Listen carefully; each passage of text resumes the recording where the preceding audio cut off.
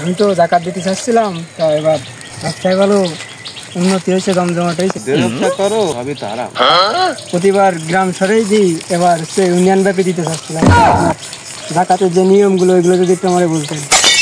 জাকাত তো হওয়া হচ্ছিল গরিবদের জন্য, যারা গরিব মানুষ, যারা মিসকিন, এদের জন্য জাকাতটা আসলে আল্লাহ তাআলা গরিবদের জাকাত। হুজুর, তাহলে আমি জাকাত কিভাবে দেব?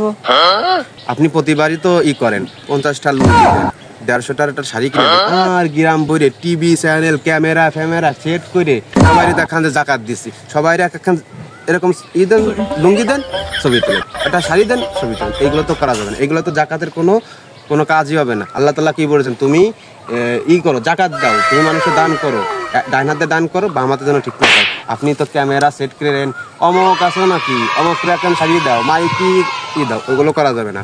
জাকাত দিবা, ঠিক আছে, আল্লাহ তোমার ব্যবসা বাণিজ্য দেশে উন্নয়ন হচ্ছে, কিন্তু তোমার ব্যবসাটা সঠিকভাবে করতে হবে। তুমি ব্যবসা করো সুদের ব্যবসা, তোমার সুদের ব্যবসার কি কোনো সময় জাকাত দেওয়া যায়? এইগুলো বাদ দিতে হবে। আল্লাহ বলছে কি, হালাল উপার্জনের মাধ্যমে তুমি জাকাত দাও, তোমার এই জাকাতটা সুন্দরভাবে দিতে হবে। তুমি যদি গ্রামভাবে শুধু না, ইউনিয়নভাবে যদি তুমি দাও, জাকাত দাও, ওই মাইকিং করে জাকাত দাও, তোমার ওই জাকাত এক পয়সারও কাজ হবে না। হুজুর, তাহলে তো আমার সারা বছর যে জাকাত দিছে এই জাকাতগুলো দেওয়া হয়নি, এখন তো আমি ইসলামের বিধি মেনে জাকাত দিব। ঠিক আছে,